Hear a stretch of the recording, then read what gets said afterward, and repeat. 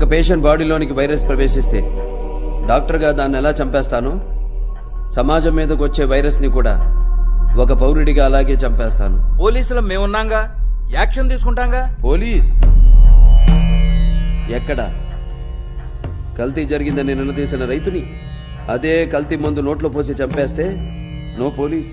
కాంట్రాక్టర్లను చంపేసి టెండర్లు పిలిచిన లేడీ ఆఫీసర్ని తీసుకెళ్లి రేప్ చేస్తే నో పోలీస్. ఇదేంటి అని ఎదురు ప్రశ్నిస్తే దారుణంగా చంపేసినప్పుడు నో పోలీస్. కల్తీ పాలకు 60 మంది పసి ప్రాణాలు గాలిలో కలిసిపోతే అయ్యా ఇది పరిస్థితి అని మొరబెట్టుకున్న ఆ తల్లిదండ్రులను ఓదార్చడానికి నో పోలీస్. పోలీస్ స్టేషన్కి వెళ్లిన పాపానికి 300 మందిని మూర్ఖంగా చంపి బావిలో పాతేస్తే నో పోలీస్.